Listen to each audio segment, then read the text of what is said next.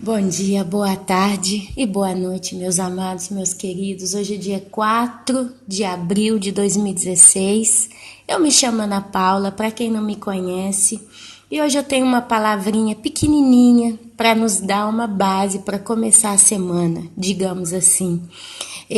Sábado e domingo, normalmente eu fico muito ocupada porque eu tenho duas crianças e a gente faz para casa. E eu estava observando um pouquinho que eu largo, um pouquinho que eu deixo eles mais soltos, né? Tipo, aqui as professoras têm um vício de dizer que a criança tem que fazer o para casa sozinho.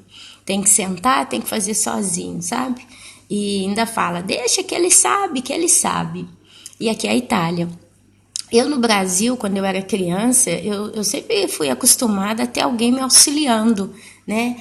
Não sei agora, diz que a escola no Brasil mudou de ponta cabeça, mas nós estamos falando, eu deixei meus estudos aí numa média de acho que uns 18, 17 anos atrás, né? Mas quando eu era mais novinha, nós estamos falando de mais de 20 anos atrás, e principalmente quando eu entrei para o grupo, né? Tinha necessidade de alguém ajudando, porque são os primeiros passos, né?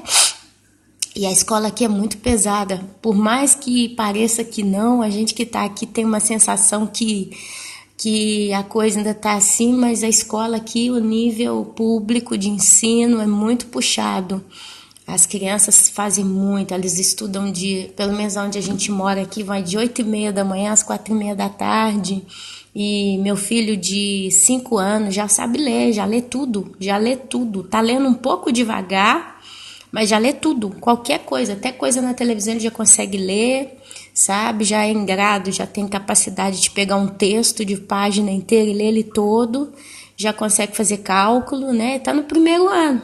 No primeiro ano. Eu não lembro se na escola brasileira, no primeiro ano, na escola pública, eu já estava nessa facilidade para ler tudo. Eu não me lembro, são tantos anos. Na minha época, acho que sim. Na minha época, acho que sim. E acho que nas escolas particulares também, chega a criança do grupo no primeirinho aninho, ela já é em grado também de ler tudo. Eu não sei, só sei que aqui é isso. E desculpa, eu tô um pouquinho irritada hoje da via respiratória, porque o tempo hoje tá meio esquisito, tá meio seco. Enfim, nessa história, se eu largo eles fazendo para casa por conta própria, eles acabam se perdendo um pouquinho. Então eu tenho que ficar de cima, né, com a letra. O meu maiorzinho, por exemplo, ele estava fazendo conta de cabeça, então ele chutava, né? Se dava certo bem, se dava errado, ficava por isso mesmo, sem entender a base, eu tive que parar com ele. Então, amados, gira a destra, gira a sinistra, como a gente fala aqui, né? Gira a esquerda, gira a direita, passa a manhã inteira, passa a tarde inteira, ao mesmo tempo tenho que arrumar a casa, tenho que cozinhar. Então, quando assusto, deu 5, 6 horas da tarde, domingo, então nem se fala, né? O marido em casa. Ontem ele quis sair um pouquinho à tarde, a gente saiu, deu uma passeada com os meninos, passou para comprar uns negocinhos para casa, besteirinha, né? Por exemplo, compramos uma tampa de vaso nova, que a minha estava quebrada, comprou um novo, essas coisinhas pequenininhas de casa, ele gosta, né? E nessa brincadeira, entrando para casa, era 9 horas da noite. Então, meu final de semana é um pouco puxado, eu tenho que fazer tudo assim, né? Escapa, escapa. Chega segunda-feira, eu tenho que cuidar da casa, porque a gente acaba, né, ficando muito, muito concentrado nos outros e acaba deixando de pôr em ordem, né? Muitas das vezes a casa tem que ser mais limpa, é aquela faxina de segunda, né? Tem quem faz faxina na sexta, eu tendo a fazer na segunda. E é onde a gente começa a semana, né? Tem que encher o peito mesmo, encher os pulmões, tomar força e partir.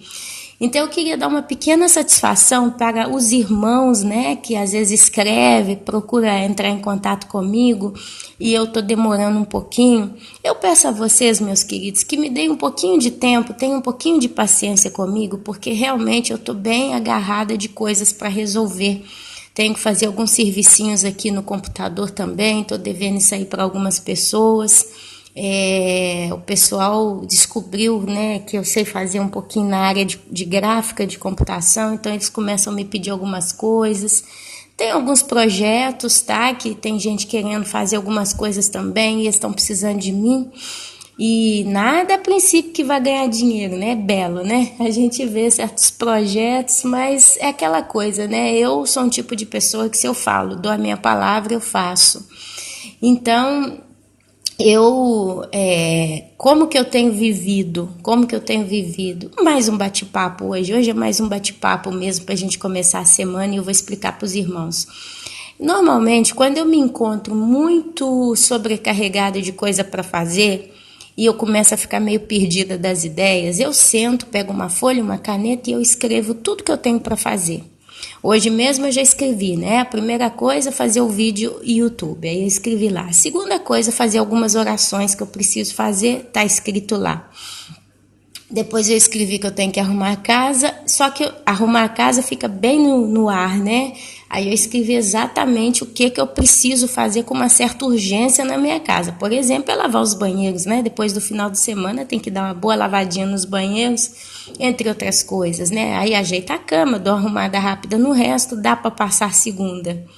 Depois eu coloquei que eu vou fazer almoço, né? E depois à tarde eu vou resolver algumas coisas aí no computador. E assim, se eu conseguir fazer pelo menos 70% do que eu escrevi na minha listinha de hoje, eu já estou muito feliz. Mas é o que eu coloquei de prioridade, fazer o vídeo YouTube, né?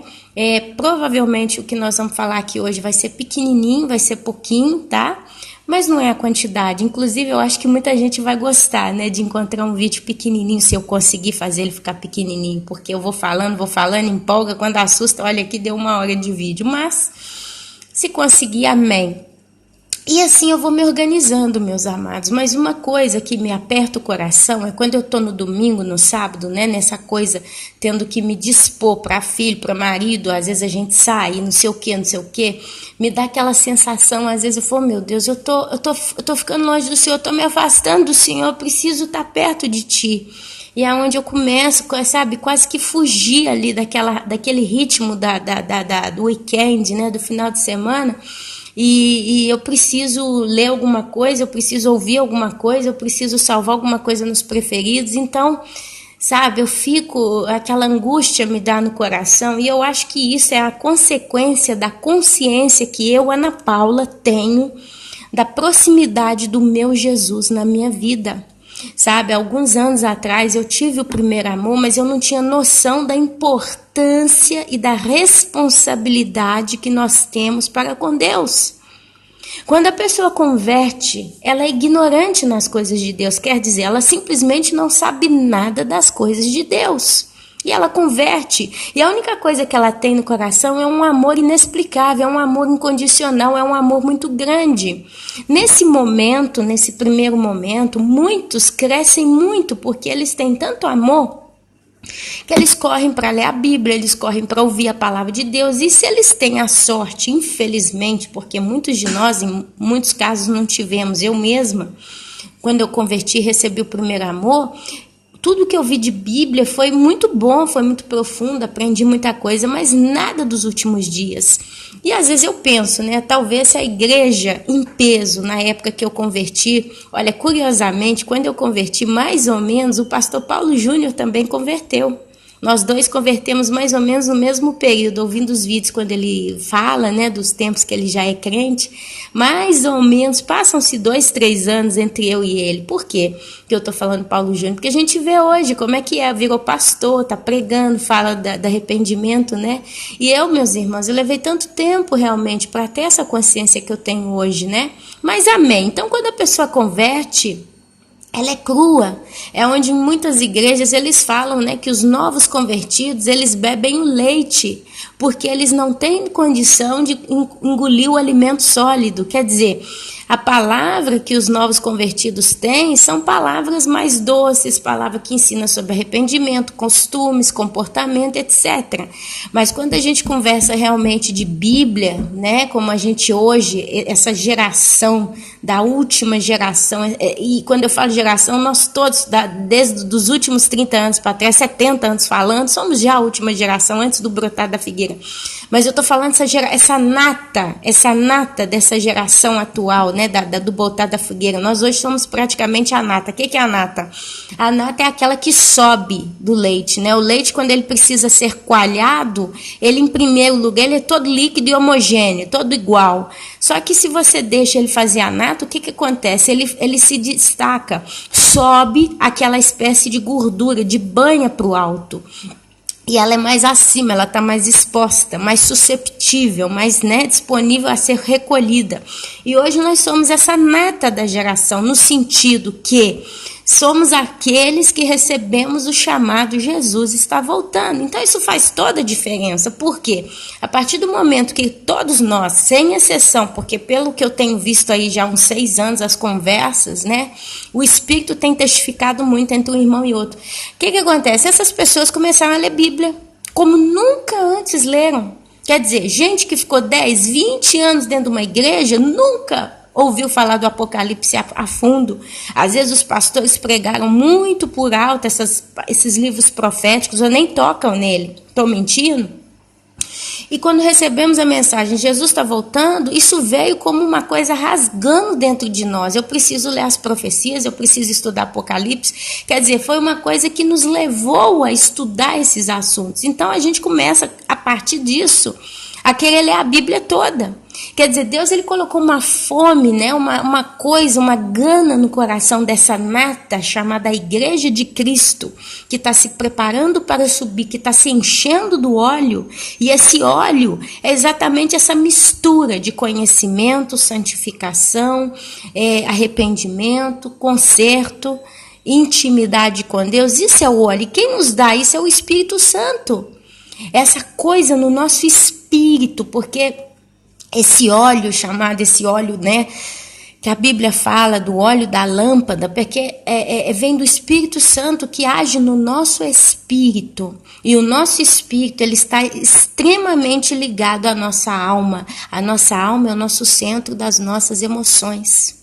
Quer dizer, então um ímpio ou uma pessoa que está longe de Deus, independente no que ela crê, pode até ser que ela creia em Deus e se sinta cristã católica, cristã evangélica, não é o caso, né? Cristã espírita, porque os espíritas se sentem cristãos. E como? Então pode ser, só que a diferença é que a alma dessas pessoas, elas não estão ligadas ao Espírito Santo que está colegado ao Espírito nosso. Quer dizer, eu vejo claramente uma junção de 3 elementos: a alma humana, o espírito humano e o Espírito Santo.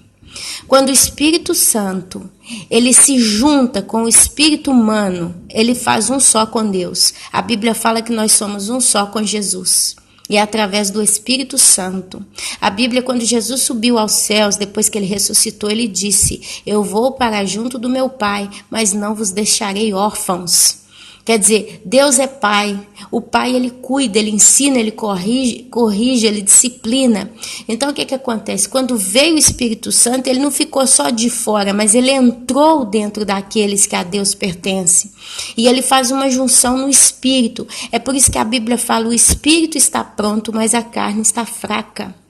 Há uns 10 dias atrás, porque a gente absorve tanta informação nesses últimos dias. A noiva de Cristo, ela está absorvendo tanta coisa e tudo para nós é novidade. Ou estou errada? Tanta coisa, às vezes a gente lê um texto bíblico 10.000 vezes, né? Tantas vezes, sabe de cor. Mas nesses dias em que nós nos encontramos, às vezes você lê o mesmo texto bíblico que você leu há tantos anos e tantas vezes, mas uma palavra ela muda tudo, ela faz toda a diferença. É como se descortinasse um novo mundo diante dos nossos olhos. Por exemplo, a gente sabe tanta coisa, às vezes a gente acha que sabe tanta coisa, né? Só que às vezes lendo uma coisinha, aquele achar que se sabe se confirma, quer dizer... Eu às vezes, eu ficava meio na dúvida se esse lance do espírito, né? Espírito é pronto, a carne está fraca, significa o espírito. Muitas vezes a gente ouve crentes dizendo o espírito vai para Deus. Aí tem gente que até fala que até quem está indo para o inferno, o espírito vai para Deus, a alma e o corpo vai para o inferno. Enfim, eu já ouvi isso. E às vezes a gente fica com uma espécie de sombra, né, com relação a certos assuntos. Quer dizer, a gente acha que é aquilo, mas não tem certeza. E tem uma coisa que outro dia vendo aqui, brincando, uma bobeira, o espírito do homem, ele pode também pecar, no sentido, o espírito do homem, ele pode se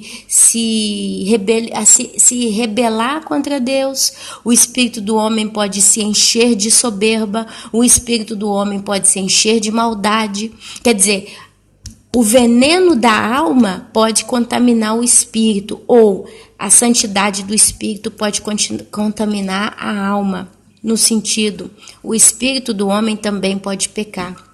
O espírito é o motor, o espírito, ele é a essência, ele é a vida, ele é a base da nossa vida, é o espírito. Porque Deus é espírito, e a Bíblia fala que a gente precisa adorar e amar a Deus em espírito e em verdade. Então o espírito é como se fosse o cérebro da vida do indivíduo. A alma, ela é submissa, ela precisa, ela não é, mas acredito que ela até seja, até para quem é mau, submissa ao espírito. Ela precisa ser submissa ao espírito. O espírito tem que governar, tem que dominar o homem, o ser humano. Então o que acontece? Olha só, prestem atenção. Quando você vê esse povo que segue o satanismo, a alta magia negra, né, essa coisa aí, você vê que aqueles que mais têm poder, que mais têm condição de fazer coisas e eles são os mais poderosos, é porque o espírito deles está mais forte do que a alma, ligada com os demônios, porém. É onde a gente escuta conversas tipo viagem astral, que eles saem do corpo, eles têm poder para dominar o espírito, a tal ponto que o espírito sai do corpo e eles fazem uma viagem astral. Porque os demônios que eles têm no corpo deles, incorporado com o espírito deles, chega a ser quase que um só com eles também. Porque existe uma sinergia, uma harmonia, uma ligação tão grande que é como quem dirige, né? Você dirige o carro, você faz tudo automático. Quando você dirige com muitos anos, você tem experiência, você não pensa para pisar no acelerador, você não pensa para trocar o câmbio, a marcha, você não pensa. É como se você e o carro fosse uma coisa só. Então existe essa sinergia, essa harmonia. Só que eles fazem isso para o mal e eles precisam trabalhar muito para alcançar esse patamar. Porém, quando a gente fala da noiva de Cristo, dos santos, nós temos o Espírito Santo em sinergia com o Espírito do homem. É aí que a gente consegue ouvir mais profundamente a voz de Deus, é pelo Espírito. O Espírito, ele é tão poderoso, mas ao mesmo tempo ele é tão discreto, então precisa ter sensibilidade para ouvir o Espírito de Deus, ou, como muitos dizem, ouvir a voz de Deus. Então, meus amados, o espírito do homem, ele pode ser santo ou pecador também. E ele vai para o inferno, ele vai para o céu. A coisa de Deus recolher as pessoas e cada uma receber o seu juízo final, sendo o céu ou o inferno, ou o lago de fogo e enxofre, porque é ele que vai concluir a punição de Deus contra os pecadores, não é o inferno, porque o próprio inferno vai ser lançado no lago de fogo e enxofre. Então é o lago de fogo e enxofre que é a conclusão dos pecadores, para os pecadores, é ali a punição eterna. E para os santos é a eternidade, é o céu, é o estar próximo a Deus, né? Essa é a divisão. Então o que acontece? A coisa de Deus recolher o ser humano na sua trindade, muitos não gostam dessa palavra, mas ela nos lembra um ser triuno, quer dizer, que se manifesta fisicamente, emocionalmente e espiritualmente. Nós somos a imagem e semelhança de Deus. Deus, ele se manifesta de modo triuno, em Espírito, Filho e Pai. Pai, Filho e Espírito Santo. E nós temos também essa coisa. Você vê que os demônios, eles não têm um corpo físico. Eles não têm. Eles perderam isso. Por isso que a gente vê os espíritos ruins. Eles querem dominar um corpo. Aqueles lá na época de Jesus pediram para entrar no corpo dos porcos, ok? Não sei se eles tinham um corpo na eternidade passada e parte da punição deles foi perder né, o corpo físico, isso eu não sei, nem quero saber, não me interessa, não é o momento aqui de discutir sobre isso, tanto que não vai nos levar a nada. Mas o ser humano, ele é triuno em manifestação. Nós temos o corpo físico, nós temos a alma e o espírito. E como funciona essa mecânica, né, essa engenharia do ser criado por Deus chamado homem? Funciona assim. A alma, ela a princípio é a que está mais em evidência. A alma é o centro das nossas emoções. Por isso que a Bíblia fala para a gente zelar, digamos assim, não são exatamente essas palavras, mas a gente tem que ter cuidado com aquilo que a gente vê, a gente tem que ter cuidado com aquilo que a gente ouve, a gente tem que ter cuidado com aquilo que a gente até experimenta. Aquilo que você vê, aquilo que você ouve, aguça as suas emoções. Exemplo, toda mulher, sem exceção, pode ser a mulher mais santa e consagrada a Deus. Vamos começar do top até a mais escrachada e longe de Deus. Toda mulher, se ela vê uma coisa que ela gosta, ela vê um homem que faz o estereótipo que a agrada, exemplo, tem mulher que quando bate o olho num homem louro, ela não gosta. Para ela, não tem graça. Pode ser o louro do olho azul com cabelo esvoaçante, a coisa mais linda do mundo, esculpido pela mão de Deus. Ela nem quer saber, não, é louro, é sem graça. Tem mulher que quando vê o homem negro na sua raça complexa como ela é, pode ser o homem negro mais lindo ou mais feio do mundo, para ela também tem graça. Mas tem mulher quando vê um homem ruivo, de cabelo vermelho, cheio de sarda, ai, como é lindo, é belo, é maravilhoso, é isso, ai, ai, ai, ui, ui, ui.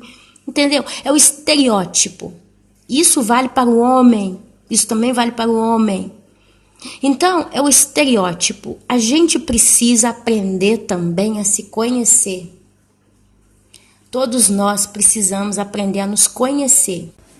Quando a gente se conhece, a gente sabe até como se controlar. Por exemplo, a mulher, pelo que ela escuta, ela também muda a cabeça dela. Tem mulher que, por exemplo, né, esse é o que mais a gente vê por aí, mulher carente. Mulher carente de alguém para conversar, mulher carente de alguém para desabafar, mulher carente de alguém simplesmente para ela poder compartilhar as coisas que ela sabe fazer, os dons que ela tem. E no mundo, vamos dizer assim, né? Principalmente porque onde eles não vigiam é no mundo. É o maior lugar para se julgar pela sorte. A gente vai com vento quando está no mundo. Então tem mulher que é gente boa demais, honesta, polida, boa, brava, inteligente e tal, mas tá tão carente, tão carente, tão carente. Ela precisa tanto ser ouvida por alguém, e às vezes é uma mulher casada, às vezes o marido é um marido bom, paga as contas, traz tudo para dentro de casa, ama os filhos, dá atenção para ela, mas às vezes é aquela coisa, né? Às vezes é um detalhe, talvez não, ele dá atenção para ela, mas não aquela atenção que ela gostaria.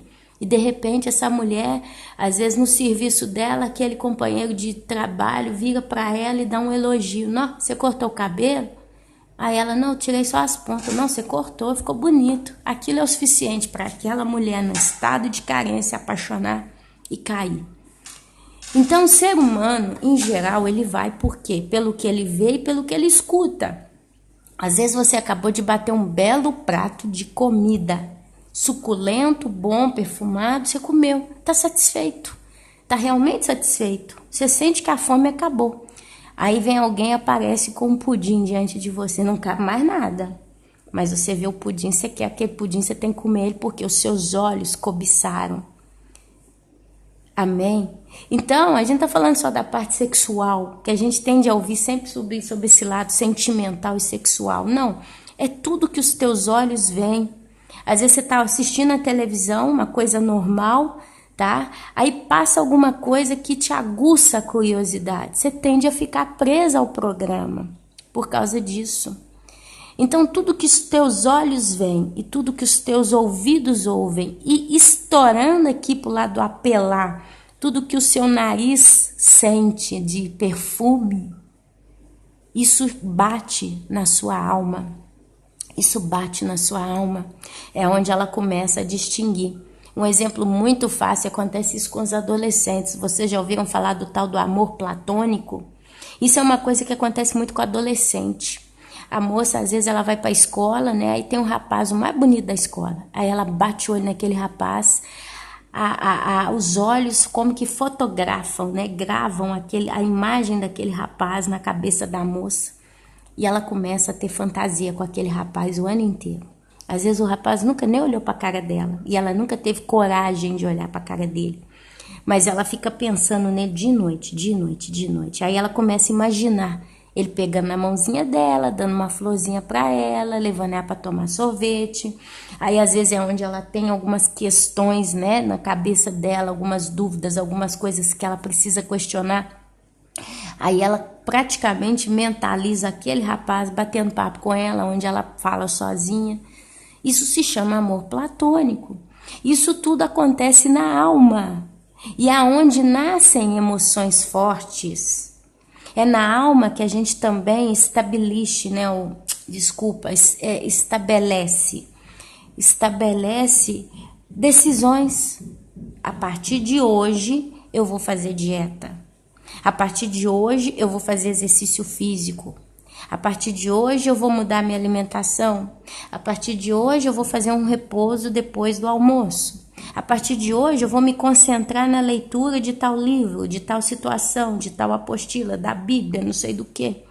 A partir de hoje eu vou começar a me cuidar melhor. Então eu vou me levantar, eu vou pro espelho, eu vou arrumar não sei o quê. Tudo isso nasce na alma, é as decisões. A gente pensa que é na mente, mas a mente ela é a alma. O produzir da mente é o resultado da alma, dos sentimentos, pensamentos da alma. E a carne, onde é que ela está nisso tudo? A carne, ela é o ponto sensitivo que estimula as decisões da alma. Exemplo. Quando eu vou comprar um sofá, eu vou na loja comprar o sofá. Tem 10, 15 sofás diferentes. Eu bato o olho, o marrom, eu gosto mais do marrom. Né? Eu gosto mais do branco, eu gosto mais do vermelho. Quer dizer, até aqui nós estamos na alma, com os olhos observando as cores que mais nos despertam, né? Vida, mais se identificam com o nosso caráter. Se você é uma pessoa muito discreta, muito simples, muito quietinha, a tendência é você escolher cores mais secas, né? Tipo um marrom, tipo tons pastéis, né? Um cor pérola, um cor branquinho. Se você já é uma pessoa mais viva, mais, né, escandalosa, mais radiosa, não vermelho, fogo, um amarelão, um azulão. Então isso tudo brota da alma. Mas às vezes você tem lá 2 sofás. Você é uma pessoa que gosta de tom pastel e você tem um marrom de um jeito e um marrom mais escuro de outro jeito. Aí você fica em dúvida. Mas às vezes você toca o sofá. Você toca a pele do sofá de um e toca a pele do outro. E no toque você toma a decisão. Esse aqui é mais rúvido, esse aqui parece mais com pele de animal, apesar que é sintético, mas eu gosto, quando eu toco esse sofá, eu sinto a textura dele, me agrada, e ali você escolhe aquele sofá pelo toque. Quer dizer, o corpo físico, a pele, a carne, ela simplesmente ela satisfaz os desejos da alma. É por isso que muita gente vai, né, na prática para o pecado. Come, bebe, vai para a cama com outra pessoa, na prática, por pecado. Porque o físico é onde gera, né, os sentimentos do prazer da alma. É por isso que a gente tem que vigiar para que a carne não peque. E aí a gente vai atrás da alma e procura controlar. Exemplo, se você sabe que você não pode comer muito doce, talvez você está com diabetes, né? Ou você tem risco de diabetes, ou você simplesmente sabe que o excesso de doce te faz mal, você não pode ir numa padaria todo dia e ficar ali naquela parte onde tem os docinhos, os bolinhos, as coisas doces, as guloseimas que te chamam a atenção. Você vai evitar.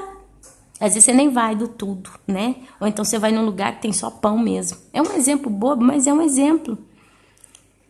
A gente, como quando começa a caminhar com Deus e com as coisas de Deus, eu falo pela minha própria experiência. Eu, Ana Paula, sei as coisas que poderiam me levar a pecar, as coisas que me atiram, né, que me buscam, que me atraem a pecar. fisicamente falando. Então é onde eu procuro evitar essas coisas. A Bíblia fala que a gente tem que fugir do pecado. Então tudo aquilo que tende a me estimular a pecar fisicamente, eu corro, desapareço, fico longe. Porque o que o meu olho não vê, o meu coração não sente, não tem esse ditado. E o espírito de acordo, olha só, isso eu descobri na minha vida. O espírito de acordo, peraí que tá passando um avião, aqueles avião de guerra que passa todo dia. O espírito passou. Aquilo que a alma e a carne está carregada, o coração, digamos assim, o espírito se rende. Porque o espírito, a princípio, ele é forte. Mas se você deixar a alma e a carne dominar, é como se o espírito ficasse fraco. E ele não tem muito como opinar no final. Ele simplesmente se junta com a alma, é como se ele se juntasse e concordasse com aquilo que a alma está vivendo. É por isso que a gente precisa, meus irmãos, permitir o Espírito Santo de guiar a nossa vida. Porque o que acontece? A Bíblia fala, o espírito está pronto, mas a carne é fraca, ok? Mas esse é um bom princípio para onde partir. Porque quando o meu espírito está pronto em Deus, ele assume a liderança da minha vida, do meu corpo, do meu ser, indivíduo de ser. Desculpa o pleonasmo. Mas é como se o meu espírito ditasse as regras, não mais a minha alma. Porque quando a gente caminha pelo mundo afora, quando a gente está longe de Deus, quem comanda é a alma. Porque ela está alimentada de sentimentos errados. E a carne entra em parceria com a alma e os dois juntos dominam o espírito. É por isso que tem gente morta. A Bíblia fala que nós, sem Cristo, somos mortos. É por isso que fala no chamado nascer de novo. O primeiro nascer é um nascer físico. Você veio ao mundo. Você foi gerado pelo útero da sua mãe, bebezinho, cresceu. E você tem essa vida do pecador. E quem está em pecado está em morte. É morto. Mas o nascer de novo é o nascer do espírito humano com o Espírito Santo. É quando o Espírito Santo entra dentro de você. E agora a diferença. Agora tudo começa a mudar. Porque o Espírito Santo de Deus, ele nos fortalece. A Bíblia fala isso claramente. E aí a Bíblia fala que nós somos os chamados novas criaturas. Quando o Espírito Santo ele entra dentro da gente, vem aquela sensação, e eu falo assim, não é isso, mas para quem já conhece bem, já entende na hora. O Espírito Santo ele gera como que um sexto sentido dentro de nós. É quando a gente está para fazer alguma coisa e vem aquele pensamento na nossa cabeça e nos dá a direção correta. É quando você peca, você faz algo errado e vem aquela sensação de erro. Opa, eu não tinha que ter feito isso, está em pecado. Isso é a voz do Espírito Santo. É como se fosse aquela vozinha doce do sexto sentido que te diz, isso é o certo e isso está errado. E olha que coisa linda quando vem de Deus. Você tem tanta certeza que aquilo que você está ouvindo é a coisa certa, que você literalmente é impulsionado a obedecer aquela voz. Isso é a voz do Espírito Santo. E ele começa assim conosco. Ele nos traz à memória aquilo que nos dá esperança. Ele nos traz à memória as coisas que estão erradas e precisam ser mudadas. Ele nos traz à memória o arrependimento. Ele nos traz à memória a sabedoria e o entendimento. É por isso, meu querido, minha querida, nós já estamos a 33 minutos de áudio. Estou falando que eu vou falar pouco hoje, hein? Amém. Mas é por isso, meus amados, que a Bíblia nos ensina, né? A palavra de Deus diz que nós temos que colocar no nosso coração a palavra de Deus. A Bíblia fala da gente até gravar nas tábuas do nosso coração a palavra de Deus. No Velho Testamento fala de gravei no meu coração a lei de Deus também. Porque quando você grava no seu coração é a sua alma e a sua fisicidade, o seu corpo físico lendo. Eu vou lendo. Aparentemente, a gente tende a pensar, eu vou ler a Bíblia toda, eu vou esquecer. Eu mesma não sou em condição de ditar uma passagem bíblica para os irmãos com a referência. Eu, Ana Paula. Se vocês me perguntarem, dita uma palavra de Deus, uma passagem bíblica e dá referência, eu não sei. Nenhuma. Eu não sei, não adianta. Mas ao mesmo tempo, quando eu preciso de uma direção baseada na palavra de Deus, vem na minha memória o texto. Só uma lá, Efésios 6 da armadura, né? Eu sei disso. Sei do Ezequiel capítulo 34, que fala dos falsos pastores e as ovelhas perdidas, alguma coisa assim. Mas, Lucas 6, 39 diz, propôs-lhe também na parábola. Eu tô falando isso porque eu tô com a Bíblia aqui diante de mim. Eu não sei. Mas o Espírito Santo me traz à memória a palavra de Deus. E dali ele me convence do erro ou do acerto. O Espírito Santo também ele te dá paz na sua alma, no seu coração. É quando você às vezes está aqui me ouvindo e você está falando, Ana, eu acho que eu vou para o inferno. Ana, eu acho que eu vou ficar na grande tribulação. E você fica na insegurança. Mas por mais que você reluta, o seu coração está em paz. É como se fosse quase que uma paz forçada. É como se o Espírito Santo estivesse falando, olha, tá tudo bem. Tá tudo bem. E você continua, né, naquela coceira lá da alma. Ai, meu Deus, será que eu fico aqui? Eu vou ficar, porque eu tô ouvindo isso aqui, tá tarde demais pra mim, eu não sei o que, eu não sei nada. Aí o Espírito Santo, calma. E ali ele começa a te fazer um questionário. Você tá pecando? Aí ele te faz ver a sua própria vida, como ela está. E dentro da sua vida, dentro do seu viver, dentro da sua cotidianidade, o Espírito Santo começa a te questionar. Exemplo meu, né? Ele me pergunta, ele fala comigo, você está falando com a pessoa tal? E o que você fala com a pessoa tal é isso ou aquilo? Você ontem passou por tal situação, como que você reagiu? Você reagiria assim ou assado? Então você reagiu do modo correto? Então por que você está achando que você vai para o inferno? Aparentemente você encontra alguma coisa que te acusa em pecado? Não. Então por quê? Você está fazendo o que Deus manda, lendo a Bíblia, orando, você sente no coração assim? Então é tudo uma sinergia, o Espírito Santo ele vai dialogando, batendo um papo com você a vida inteira. E ele vai te dando, meus irmãos, minhas irmãs, a direção da coisa como ela é. É por isso, meus queridos, é por isso que a gente precisa aprender a obedecer à voz do Espírito Santo de Deus. Olha só, eu vou compartilhar algumas coisinhas aqui. Eu tô na Itália, agora no mês de abril vai fazer 10 anos. Eu não sei a data exata, mas vai fazer 10 anos que eu tô na Itália, no mês de abril agora desse ano. No primeiro ano, quando eu cheguei na Itália, meu marido sabia que eu era evangélica, então a gente procurou uma igreja evangélica, a gente encontrou uma igreja. Comecei a frequentar essa igreja e eu tive um baque quando eu entrei nessa igreja, porque as mulheres usam véu na cabeça e saia, e os homens, né, tudo vestido de modo mais sério, e a mulherada senta de um lado, os homens do outro. Eu cheguei do Brasil, igreja renovada, estilo Estados Unidos, né, americano. Vim de uma igreja de 80 mil membros na época, agora nem sei quanto que tá. E a igreja que eu vinha era uma bênção na minha cabeça, era tudo bem, era tudo bacana, né? Eu podia ir vestida como eu queria, literalmente falando, né? O importante era não ter nada de fora, nada exposto, mas podia pôr calça, podia pôr salto alto, podia pôr saia, podia pôr uma roupa mais colada, podia vestir o cabelo, podia pintar o cabelo do jeito que eu queria, julgar do jeito que eu queria, podia ser uma mulher sensual ou uma mulher discreta. O importante é não ter nada de fora, né?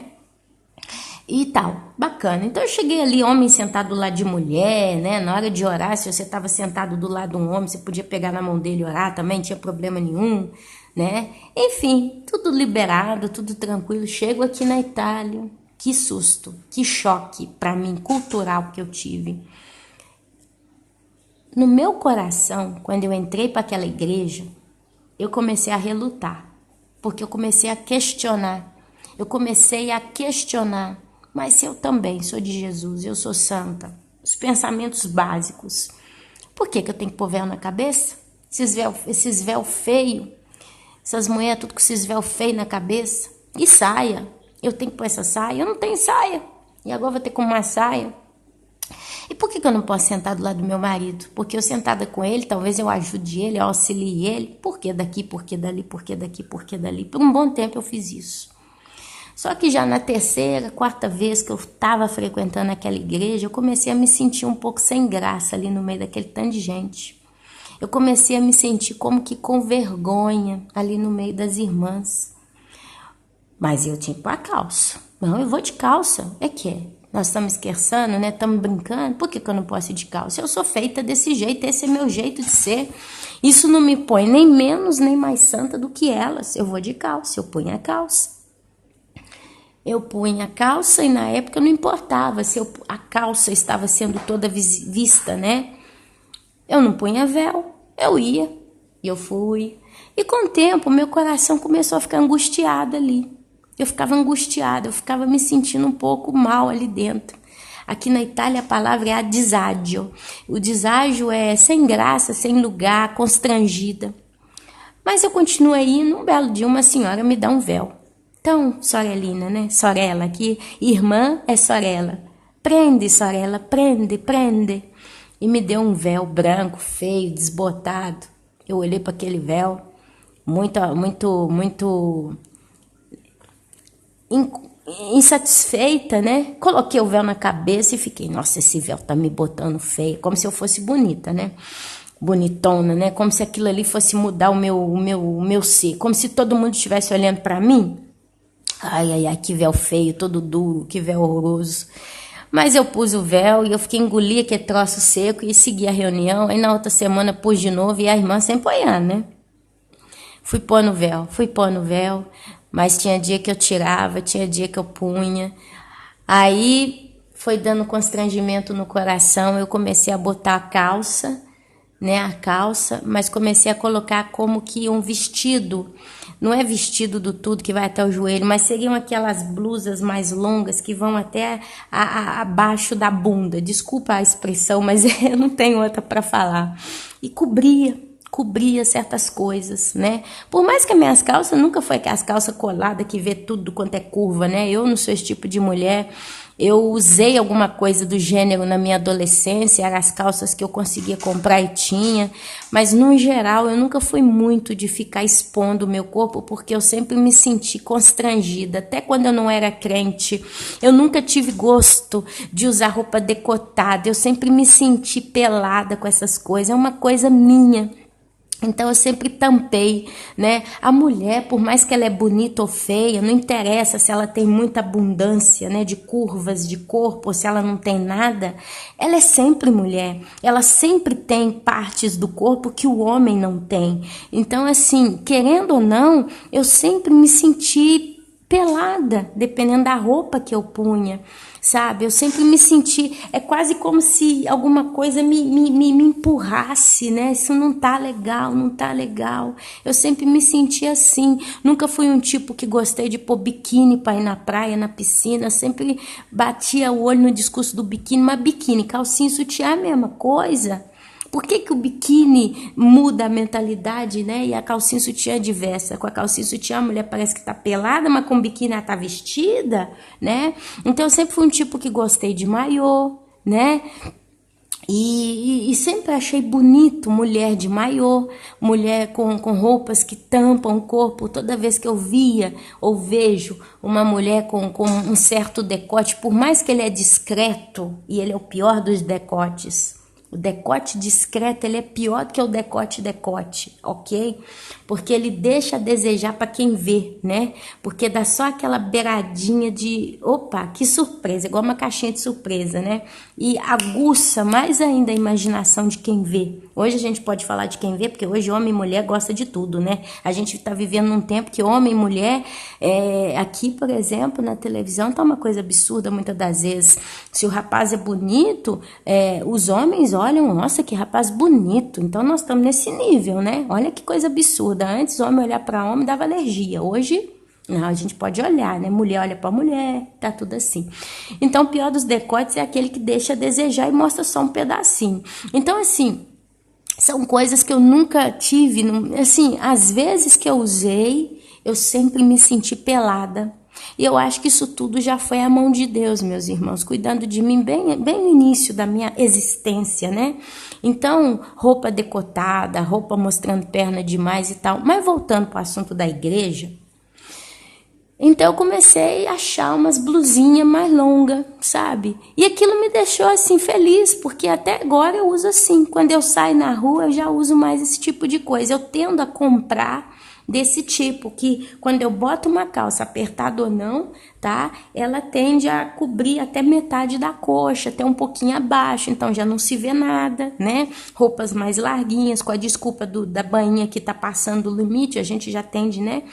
Então, assim, bacana, né? Bacana. Essas roupas, né, mais largas, né, me fazem me sentir mais à vontade. Eu também sou um tipo mais... Meu tipo de roupa preferido seria aquela roupa de ginástica larga, né?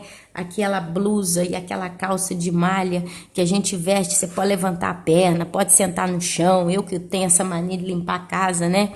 A gente tem que abaixar, levantar, é uma bagunça. Você fica à vontade, ninguém vê nada e você não tem aquela sensação do tecido que te repuxa. Então eu comecei a pôr o véu, mas ainda ficava, né? E aí eu falei, oh meu Deus, esse negócio desse véu me deixa tão constrangida. Se eu coloco o véu, eu me sinto uma palhaça. Mas se eu fico sem o véu, eu me sinto constrangida, como se algo tivesse faltando. Deus então me levou uma história que anos antes eu ouvira falar de um pastor.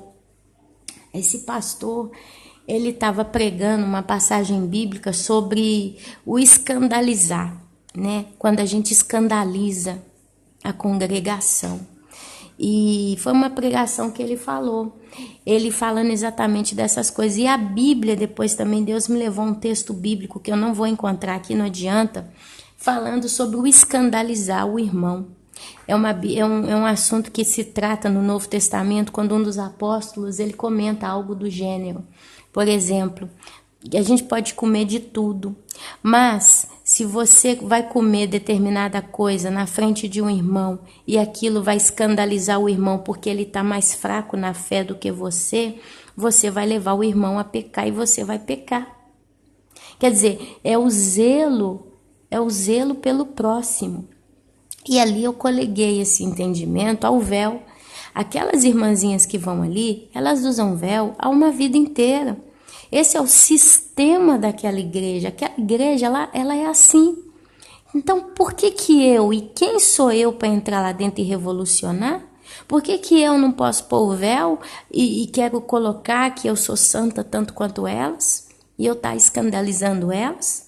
Na primeira, na segunda, no primeiro mês que eu fui sem véu, ela é nova, ela não está no nosso meio, né? É normal, então, com o tempo ela vai usar o véu, porque ela vai entender que aqui funciona assim. Mas depois, num certo tempo, continuando a relutar, opa, essa aqui é rebelde, essa irmã é rebelde, essa mulher não é salva não, eu vou ter que orar por ela. Meu Deus, que vergonha, ela tá de calça, toda a calça apertada. E olha o que acontece, essas irmãs começam a julgar a você, porque elas começam a falar que você não está salva, que é um absurdo estar na casa de Deus sem o tal do véu, com a bunda de fora. E ali elas começam a colocar pecado, porque elas vão julgar. Às vezes a pessoa nem tem pecado, às vezes a condição, né, de santidade sua e daquela irmã é a mesma, só que ela vai ser estimulada a te julgar porque você não está se vestindo como deveria naquela congregação. E ali o Espírito Santo profundamente me levou a entender que nós não temos que ser escândalo. Uma outra coisa, e isso foi puxando para princípios mais profundos ainda. Isso me levou a entender, meus irmãos, que nós que nos julgamos tão conhecedores das coisas de Deus, não adianta falar, não, Ana, eu sou o mais humilde dos homens, eu sou o mais humilde das criaturas. Não, eu sou submisso à liderança e não. Vamos pôr os pratos limpos na mesa, com nenhuma exceção. Lá no fundo do nosso âmago, do nosso ego, todos nós nos sentimos muito sábios nos dias de hoje.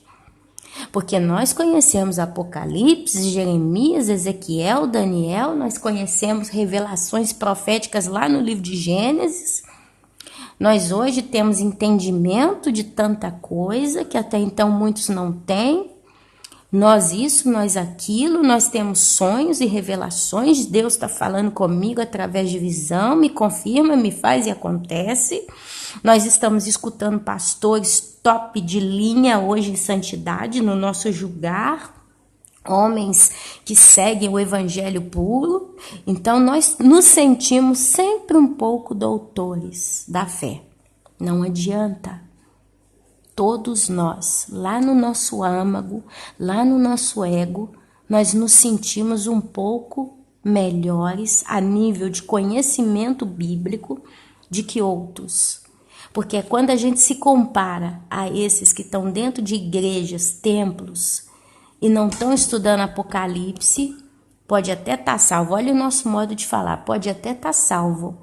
Porque eles estão vivendo uma vida de santidade, mas eles não estão esperando Jesus, porque ninguém falou para eles, mas eu tô, porque alguém falou para mim, hoje eu sei, e eles não. Então, quanta coisa eu sei, quanta coisa aquele não sabe. Então, a gente tende a se sentir, porque isso é humano, e é a lógica.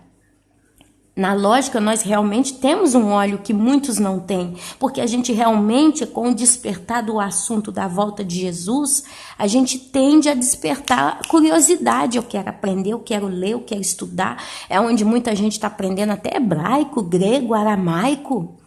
Quantos crentes aí que nunca olharam para essas coisas. Hoje a vida deles é estudar grego, hebraico, aramaico, estuda isso, estuda aquilo, tem 10 Bíblias em casa e quando lê um texto tem que ler nas 10 Bíblias, tem que estudar e não sei o quê, papapá, e dicionário e vai, e vai. Sabe, porque isso é o Espírito Santo realmente nos estimulando a crescer em Cristo. Então, pela lógica e pelo fato, realmente, amados, nós temos um quê a mais a nível de conhecimento, porque a própria Bíblia diz, buscai conhecimento e eu vos darei. Se você deseja aprender as coisas de Deus, se você deseja genuinamente crescer com as coisas de Deus, o Espírito Santo vai te ensinar muita coisa. Só que às vezes, na linha sutil entre o santo e o pecado, a gente tende a se quase que vangloriar ou se auto-julgar melhor do que outros. É onde a Ana Paula na igreja, com véu, sem véu, com véu, sem véu, não vai, tá. A primeira bota, né, a primeira imagem que eu tive é, eu sou tão santa quanto essas mulheres, eu véu não ponho. Eu saio, não ponho, fico feia desses negócios, eu não quero saber. 9 anos atrás. E curiosamente, hoje, quando eu vou nessa igreja, eu sento no banquinho, eu acabei de entrar, eu pego o meu véu, eu boto na cabeça. Eu tô não com saia do tudo, mas eu tenho os meus vestidinhos que quem olha fala que é uma saia. E eu tô vestida conforme a cultura daquela igreja. E eu me sinto em casa. E curiosamente, olha como contamina. Quando aparecem moças lá, e aqui na Itália o povo é muito bonito. Tem moças e rapazes aqui que você tem vontade de ficar olhando para eles, de tanto que são bonitos. Você quer admirar a beleza de muitos. O italiano mesmo, aqui eu vejo muito italiano de olho grande, cílios, né? Aquele cílio longo, bonito. E tem um povo italiano que eles têm olho claro. Acontece muito italiano, mas quando tem escuro é aquele preto também, aquele olho bonito, sabe? Aquelas cor viva, e que eles têm um olho maior, aquele olhão grande, né? Aquele rosto que tem um contorno muito bonito. O italiano é muito bonito. E aqueles cabelos, né? Cacheados ou lisos do tudo. E as moças, né, a adolescência, a maioria é muito bonita, em todo lugar do mundo a gente vê isso, porque a gente tá fresco, né, a gente tem mais energia, metabolismo rápido, então a gente tende a estar mais em forma, fisicamente falando. Então aparecem umas moças na igreja que elas se vestem, botam salto alto, eu vejo isso, elas botam salto, botam muita maquiagem, eu vejo isso, e bota véu. né? E aparece umas também que tá ali com a mãe é membro da igreja há muito tempo e elas vão visitar a igreja com a mãe, então põe as calças apertadas, não põe véu. E hoje eu olho e fico olhando e falo, gente, agora eu entendo. Hoje eu entendo que não é porque a saia é uma regra na igreja ou na vida de uma mulher, mas a saia, querendo ou não, ela cobre um pouco das curvas, daquilo que a mulher tem, principalmente se a mulher é bonitona, minhas irmãs.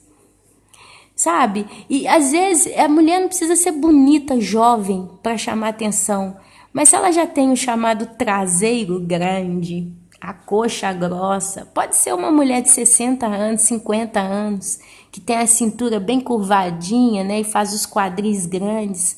Se essa mulher ainda não tão bonita, bota uma saia apertada, que contorna o corpo ou uma calça, qualquer pessoa vai olhar, fala, olha que curvas, porque isso é instinto humano, principalmente dos homens. E ali eu entendi por quê, porque olha só, quantas vezes nessa igreja, eu sentada no meio das mulheres, aí uma moça, né, com calça, sem véu, ela se põe no meio das mulheres, porque isso é obrigado, não tem jeito da mulher se pôr no meio dos homens, que não tem nem espaço. Aí eu fiquei outro dia imaginando, gente, mas olha que menina bonita que tá aqui do meu lado, na minha frente, que moça bonita, com curvas, né? Se meu marido tivesse aonde eu tô, eu que sou mulher, tô vendo a beleza dela, imagina meu marido. Ali eu entendi o porquê que essas igrejas separam a mulher de um lado, o homem do outro. Porque um homem de frente para outro homem vai ver a bunda do homem. Então estão de terno, estão de blusa larga, é difícil, só se o cara é gay. Então não tem uma distração para que o homem não preste atenção na palavra de Deus em vez de prestar no corpo do próximo. E a mulher de saia, quer dizer, cobre tudo. Amém? Então a gente começa. E o véu, eu aprendi que é uma reverência a Deus.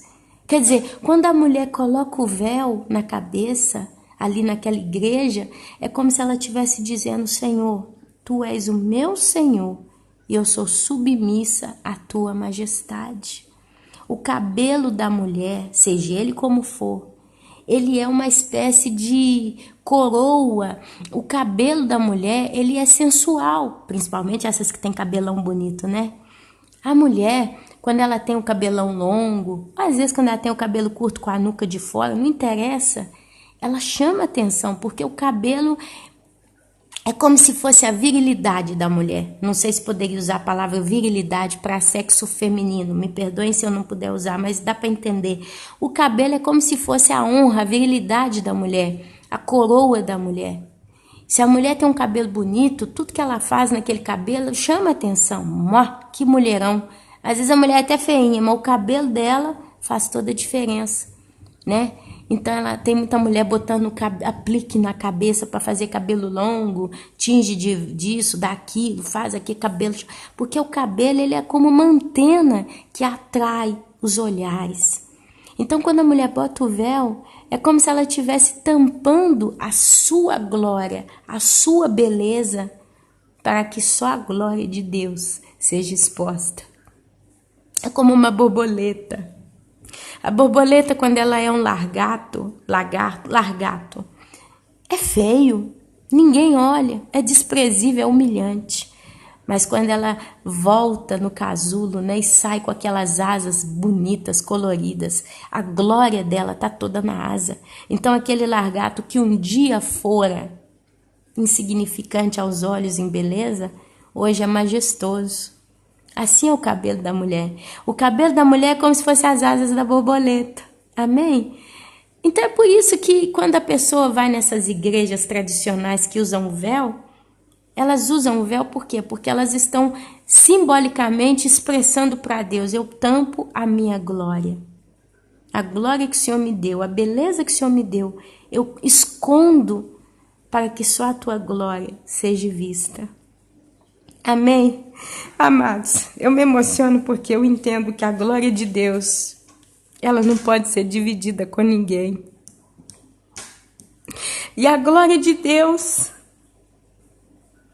ela só é vista para quem quer vê-la. Se você deseja a Deus e respeita a Deus e ama a Deus de todo o teu coração, você consegue ver a glória de Deus, porque ela é invisível a olhos normais, aos ímpios, aos pecadores. Nós somos pecadores, como não? Mas aos rebeldes, a glória de Deus ela é humilhada, ela é ignorada, ela é transcurada. Os homens ímpios, eles não temem a Deus. Automaticamente eles não entendem quem é a pessoa gloriosa de Deus. Então eles não dão valor. Mas aqueles que têm o Espírito Santo no coração e entendem e ouvem a voz de Deus, eles começam a compreender as coisas na sua profundidade. É por isso que se fala tanto da vaidade. Porque a nossa vaidade, ela tende a querer roubar a glória de Deus nas nossas vidas. É por isso que a gente vê muito pastor batendo na tecla do vestido, se comportar. Eu sou uma mulher que eu me tornei um pouco relaxada com essa coisa da beleza. Eu me tornei naturalmente, eu não preciso fazer força. Toda mulher, minhas amadas, toda mulher, se ela entender um pouquinho de boa moda, de classe, ela consegue ser muito bonita. Se ela saber jogar a tonalidade do cabelo com a tonalidade da pele, se ela souber jogar uma maquiagem no rosto que disfarça a olheira, disfarça talvez a bochecha desbotada, se ela souber jogar um cílio, né, como é que chama aquela maquiagem que pinta o olho do cabelo, eu esqueci, rímel, sei lá. Se ela souber usar, tem aqueles que aumentam o volume do cabelo, dos cílios, né, dos olhos, passar um lápis, usar um batom que dá volume, usar um cabelo bonitão, bem cuidado, bem tratado, brilhante, julgado, esvoaçante. Se uma mulher saber vestir uma roupa discreta, que tampa todos os seus, né, dotes, mas deixa a desejar porque joga com a cor e com a sensualidade da roupa. Qualquer sapato de salto, passando de 3 centímetros, já muda tudo. Essa mulher se torna gloriosa, como a borboleta. Aí é pecado, Ana? Depende, amada. Porque se nesse seu modo de vestir você leva homens casados a te cobiçar, ele e você adulteraram juntos. É complicado, mas é a realidade. Quando a gente passa a ter consciência dessas coisas, a gente começa a ter sensibilidade e a gente começa a parar com certas coisas. Eu comprei errado uma roupa de ginástica, calça e blusa de moletom, digamos assim. Na hora que eu vi na loja, parecia perfeito para mim, porque eu sou terrível para comprar roupa à medida justa. Eu erro sempre. Ou é grande demais, larga demais, ou é estreita demais. Mas a coisa justa raramente eu acho. Meu marido é mais correto para achar roupa para mim. Mas eu estava sozinha ali na hora do corredor, peguei uma porque eu vi o preço era bom. O tecido era bom, era preta, mas era bonito. Eu falei, opa, eu gosto de tuta, que aqui na Itália a gente chama de tuta, calça e blusa de moletom, né? Comprei toda feliz, com um sorriso no rosto, vim embora para casa, champanhe. Chegou em casa, eu vesti. Quando eu botei a calça, ela estava tão colada em mim, ficou linda, porque a própria calça, vocês já viram essas roupas que elas arrumam o corpo da gente, quando você olha, você, uau, ficou perfeito. Essa calça é assim. Então ela me deu um corpo realmente que eu achei tão bonito para mim.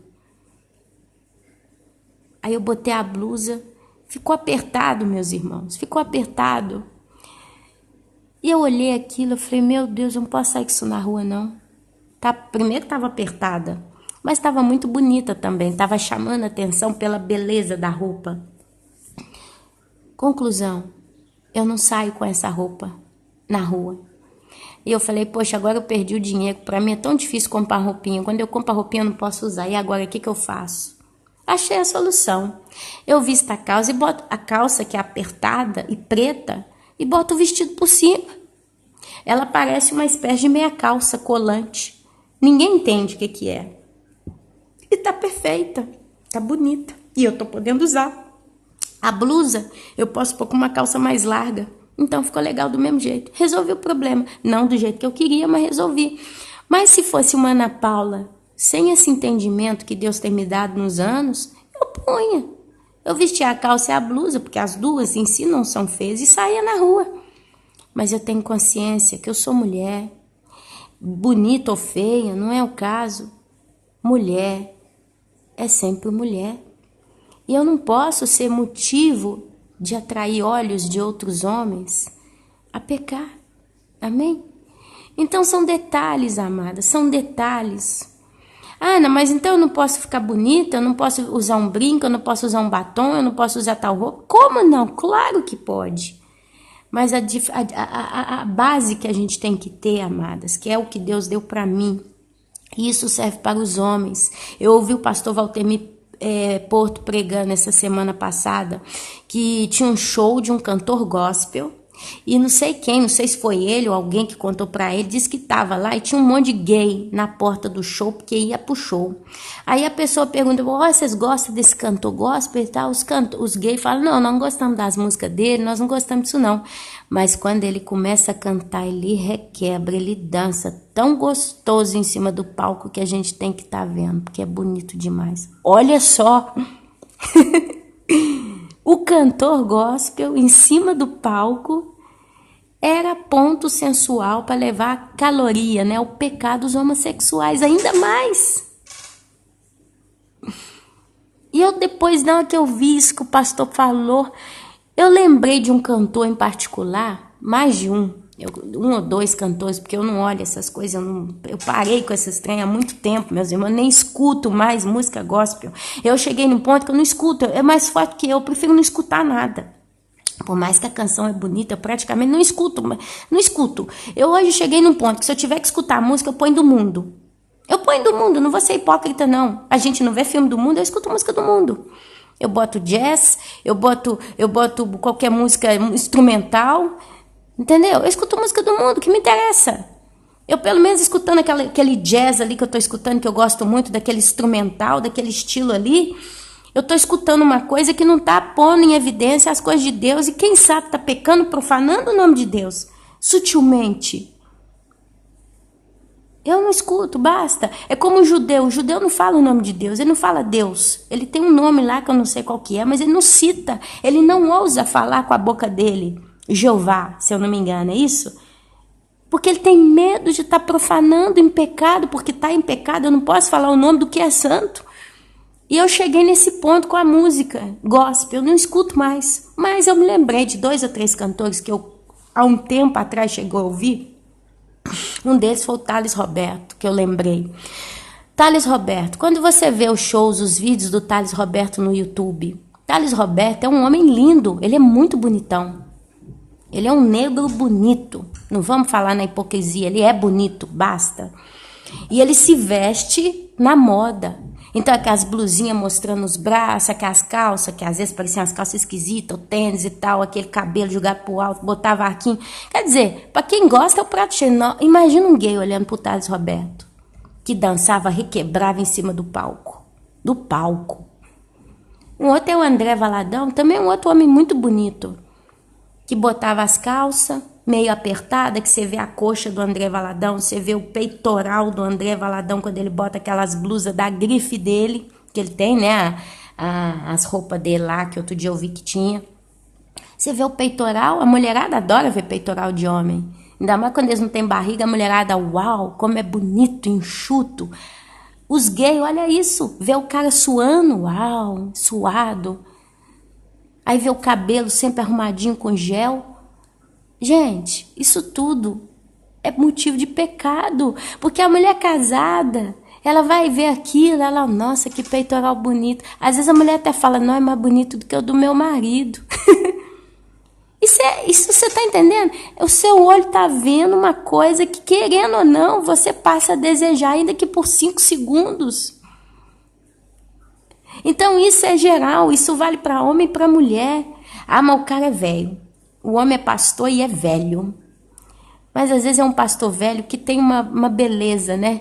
E às vezes o cara é vaidoso. Aí se veste com determinado terno, se põe o cabelo de determinado modo, mas sempre puxando para um lado um pouquinho vaidoso. As irmãs, olha, meus irmãos, não tem jeito. Não tem jeito.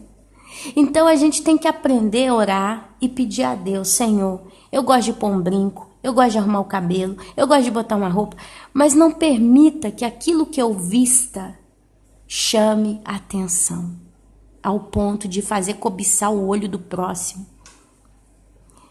Ana, eu adoro usar brinco. Eu sou apaixonada, eu tenho uma coleção de brinco. Como é que são seus brincos? São aqueles argolão que parece roda de caminhão, que você bota na orelha, que a cabeça até volta para o lado? Ou é uma argolinha mais simplesinha, mais pequenininha, quase que não se vê? É aquele brinco que parece um cacho de uva, cheio de glória, que vai descendo assim pro seu colo fora? Ou é um cachinho de uva mais simplesinho, mais discreto? É bonito. Todo mundo vai falar: que bonito esse brinco. Mas, nossa, que brinco é esse? Onde é que você comprou? É um anel discreto, pequenininho, que todo mundo olha para sua mão. Que mãozinha delicada, que mãozinha linda, doce.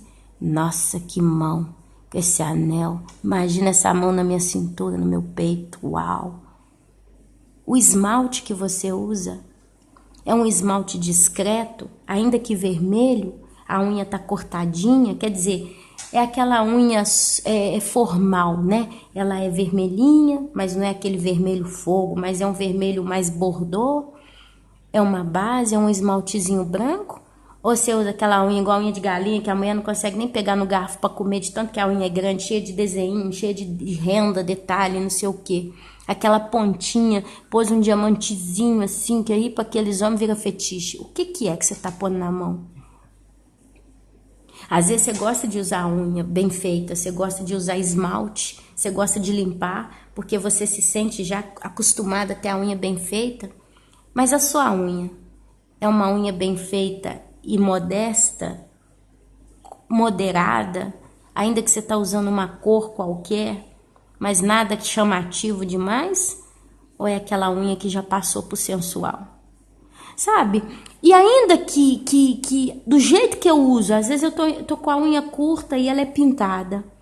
Mas o que eu faço? Eu consigo perceber que ainda chama atenção em alguém? Sim, Ana, sim. Eu uso um azul clarinho, bem discreto, mas é um azulzinho, eu boto um pontinho. Mas eu tenho a sensação que quando eu vou pro trabalho, os homens ficam olhando para minha mão e acham assim, né? Amada, se por acaso isso passa pela sua cabeça, tira e usa base. Usa uma simples base, transparente ou branquinha, justo para estar higiênica. Bem arrumadinha, bem limpinha, higiênica. E o colar? Ana, eu gosto de um colar. Eu gosto de um colar. Eu tenho as blusas em casa que eu tenho que tacar colar, porque o colar, não sei o quê. O colar, ele também aponta para o seu seio. Todo colar, ele é a cerejinha em cima da torta. Então, começa a entender como é que você vai usar um colar, um bracelete, um relógio. Relógio faz muita diferença. Tem um relógio que custa 2.000 euros, vamos falar em euro porque eu estou na Itália. E tem um relógio que custa 100. Por que eu tenho que comprar o de 2.000 euros? Que ostenta mais. Mas eu sou rico, Ana. Eu sou rico. Para mim, um relógio de 100, de 2.000 não muda nada para você, mas para quem vê, muda. Para que ostentar? A borboleta, meus amados, ela precisa ter a asa dela, ela precisa voar, e a asa dela vem naturalmente, ela não precisa fazer força e ela não tem culpa de ter a asa bonita. Isso significa que não é que a gente precisa andar feio, mal vestido e surrado. A gente pode e deve andar bonito, bem vestido. A gente pode, mulherada, fazer unha, fazer a manicure, o pedicure. A gente pode mudar o cabelo, pintar o cabelo, cortar o cabelo. A gente pode usar um bracelete. A gente pode usar uma coleirinha, como é que chama a coisa no pescoço? Lá esqueci o nome, um anel. A gente pode usar saia, a gente pode usar calça, a gente pode usar sapato alto, a gente pode usar tudo. Tudo me é lícito, mas nem tudo me convém. Quer dizer, você tem que aprender a julgar no corpo o que você quiser, de modo que isso te torne sempre discreta. O final, o resultado final, seja para você homem ou para você mulher, sempre discreta. Eu vou na loja, eu vou comprar um vestido novo. Esse vestido não cobre, ele não me contorna a curva, ele não me faz abundar nada, é um vestido simples. Mas ele é todo, como é que fala? Ele é todo desenhado de um modo que só pelo ser, do jeito que ele já chama atenção demais. Ele não mostra o meu corpo, ele não induz nada, mas ele é muito, como o vestido em si, ele é bonito demais. E do lado tem um outro vestido também muito bonito, mas ele é mais discreto, ele não chama tanta atenção como o de lá. Então eu vou comprar o mais discreto. Ah, Ana, mas o outro é tão bonito e ele é decente, ele não faz ver nada. Não... Amada, é sempre a borboleta e você por si só já é a borboleta. Não precisa colocar uma coisa que te extravasa ainda mais. Tende a pegar aquele bonito, comportado, tão bonito quanto o primeiro, mas sem querer você sente que ele é mais discreto, ele induz menos, ele chama menos atenção. Então eu vou comprar ele. Eu gosto de sapato alto, eu não sei usar sapato baixo, ok? Então compre um sapatinho alto com um salto discreto, um salto... Para que você tem que usar aquele salto de 10 centímetros? Para quê? Não tem um motivo. Abaixa a altura do teu salto de hoje em diante. Continue usando, mas um pouco menos alto. Tudo que te ensoberbece, tudo que te ornamenta demais, tudo que te exalta, começa a tirar da sua vida. Ana, você tem certeza? Sim, amada. E sim, amado. Se o modo como você tem o teu cabelo chama muita atenção, tenta aprender a ter o seu cabelo bonito, arrumado, mas mais discreto. Porque nós, amados, não podemos ser pedra de tropeço no caminho de ninguém. Lembre-te, todos nós temos uma alma, e a nossa alma é o centro das nossas emoções. O mundo está muito carnal. O mundo está em caloria, como o cachorro no cio, a cachorra no cio. O mundo está nesse ponto. Nós chegamos num ponto tão pesado que até as crianças, dependendo de onde você vive, elas já cobiçam sexualmente outras pessoas. Tem muito pedófilo girando por aí, sim, mas tem muita criança que vai até o homem e até a mulher, porque quando olha, gosta. Então procure ser o mais discreto possível nesse mundo que jaz no maligno. Aprenda de novo. E se você frequenta um local cheio de cristãos, e se ali eles têm um hábito, uma cultura, adapte-se a isso. Se adapte. Se eles estão em santidade ali diante de Deus e eles têm aquela mania, se adapte sem questionar. Porque Deus, ele é assim, ele quer que nós tenhamos amor ao próximo, humildade ao próximo, do amor ao próximo. Nós não podemos ser motivo de escândalo, de pecado, de rebelião, com nada, nem com ninguém.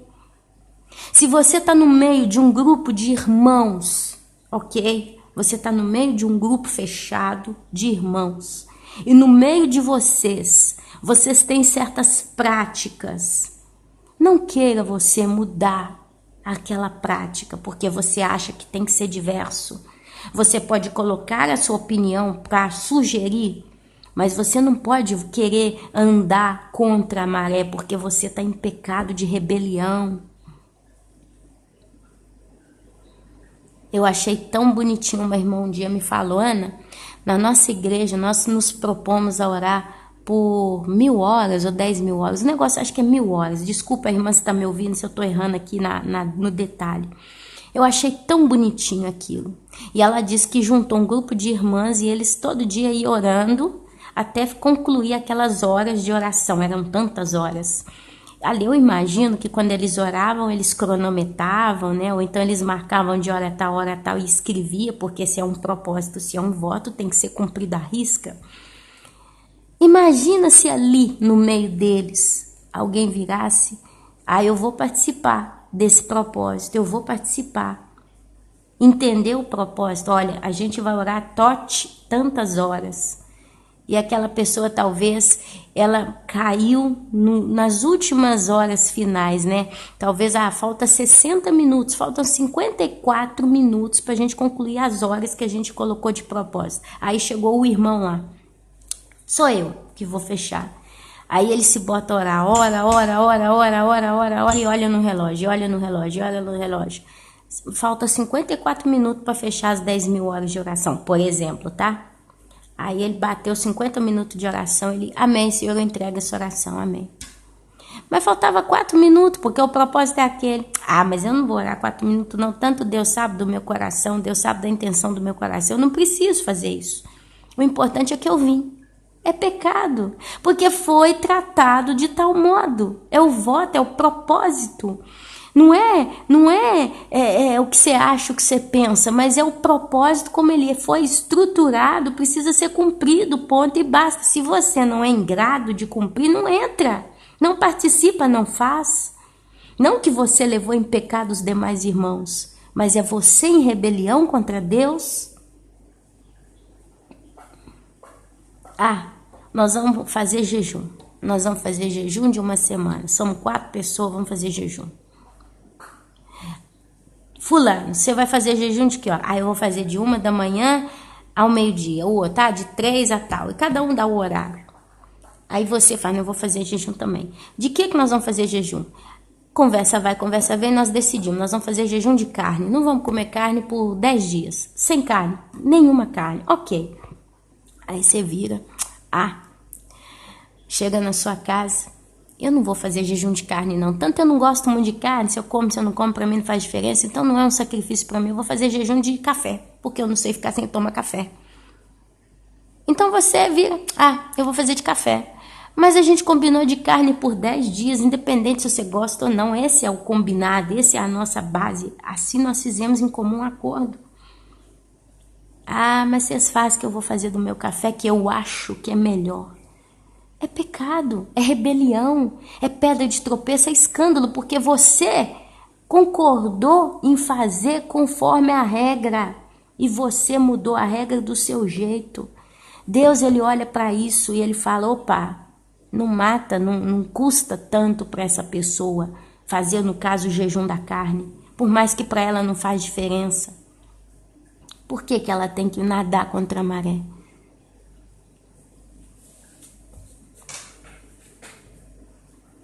Amados, propôs-lhes também uma parábola.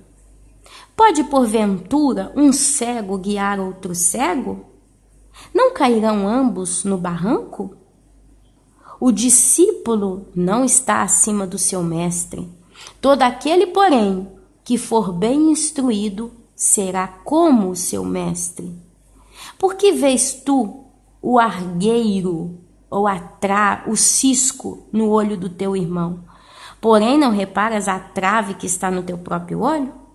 Como poderás dizer a teu irmão, deixa, irmão, que eu tire a trave, o cisco do teu olho, não vendo tu mesmo a trave que está no teu? Hipócrita, tira primeiro a trave do teu olho, e então verás claramente para tirar o argueiro que está no olho do teu irmão. Lucas, capítulo 6, versículo 39 ao versículo 42. Nós somos a igreja de Cristo, nós somos a noiva de Cristo, nós somos um povo que, à força, se for o caso, temos que começar a compreender as coisas de Deus. Por mais que você seja duro, e todos nós somos duros. Como que o ser humano é duro por natureza? Tá na hora da gente começar a ser mais manso e humilde de coração.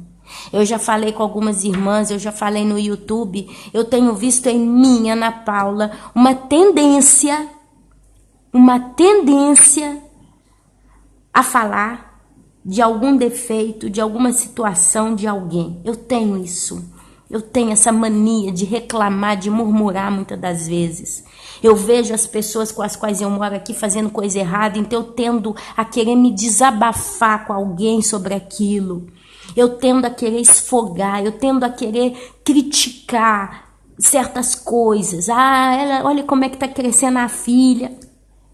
A mulher o dia inteiro com cigarro na casa, lá a filha do lado, aí vem falar que ela não tem sorte, que a filha tá sempre doente, mas é louca, tá com cigarro na mão. Eu tendo a querer remoer essas coisas, é de mim.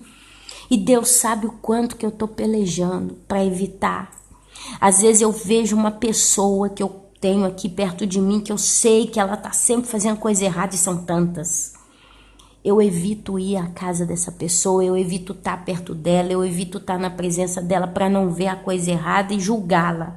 E falar, e questionar, incontentada com a situação injusta. Eu vejo muita coisa injusta, muita coisa errada, muita coisa fora da regra. E eu tenho essa fatiga para querer questionar, para querer afrontar. E às vezes isso talvez vai me levar a brigar, vai me levar a pecar, vai me levar a cair por um momento. E não é mais tempo. E o que me faz ficar mais irada é quando a gente vê o ímpio errado. A gente sabe, ele é ímpio. Isso para ele é normal, é rotina de vida. E por mais que você queira martelar, a pessoa não vai te escutar, porque ela acha que ela tá certa e basta. Mas quando a gente está no meio de cristão, e a gente está vendo cristãos, aí eu falo para todo mundo, é uma situação, amém? Fazendo coisa errada, por que você tem que falar para o cristão, cara, você está errado? E às vezes ele olha para você e te bate de frente, porque se sente sábio o suficiente para se guiar sozinho. Eu tenho visto aqui onde eu moro, eu já falei dessa clínica, o senhor, ele é líder do louvor da igreja que eu frequento, a esposa dele é professora da escolinha dominical, são pessoas maravilhosas, são de Deus, são gente boa toda a vida. Mas eu cheguei na clínica dele, tem lá estátua de Buda, um quadro com Hércules matando 7 dragão, uma coisa do inferno, Bob Marley, brinquedinho do mundo, um bando de coisa errada. Que como cristão eles não podiam dar esse testemunho, porque todo mundo sabe que eles são crentes, creem na Bíblia, para eles é normal. O pastor da igreja viu isso, tá bom. Quer dizer, imagina a Ana Paula ter que ir lá confrontar o Cristiano e falar, olha, Cristiano aqui é o fulano. Eu tenho que ir lá, olha, fratelo, irmão, por que você tem essa estátua de Buda na sua clínica? Isso é pecado, isso é idolatria, isso é ser cúmplice com o que Deus odeia. Isso é horror contra Deus. Aí o irmão vira, não, mas isso aqui, você sabe que a gente não tem, se for um presente de alguém, mas não tem nada a ver, porque a gente trabalha com massagem, que não sei, não, aqui, irmã, mas o que você está falando? Olha que bagunça, que loucura. O cristão tem que alertar outro cristão. E são casos e casos e casos e casos que não termina mais. Isso me arrebenta o coração. Porque principalmente quando a gente fala do cristão, dessa nata que está esperando a volta de Jesus, você tem que virar para essa pessoa, talvez você vê uma coisa errada na vida, porque nós todos estamos em pecado, nós todos temos problemas, a gente vira e mexe, está pisando na bola, nem sempre o modo como a gente pensa que é o correto, está correto. A gente é muito humano, gente, a gente é muito falho, todos nós, não existe um só que é justo, 100%, o único era Jesus. Então a gente às vezes vê o outro lá errado, tá fazendo um trem errado, às vezes tá falando uma coisa que não é bíblica e tá batendo o pé porque teve sonho, teve visão, o Espírito Santo confirmou no coração, mas a Bíblia não fala isso. E às vezes a gente vê essas coisas, a gente às vezes é irmão confrontando, rebeliando, mudando, batendo o pé do jeito dele. Poxa, gente, nós estamos para subir para o céu, nós estamos para ser arrebatados, não é tempo. de ser duro, tá na defensiva. A gente precisa aprender a julgar por terra essa defensiva, porque às vezes essa defensiva vai fazer toda a diferença na hora do arrebatamento, porque às vezes essa defensiva tá levando muita gente que tá começando a entrar no caminho de Deus, tá bebendo leitinho lá, a pecar. Se eu começar a destrinchar esse abacaxi aqui agora, eu falo outra 1 hora e eu não posso mais. Mas a Bíblia fala, meus amados, antes de falar do cisco do olho do outro, vamos aprender a ver a trave nos nossos olhos.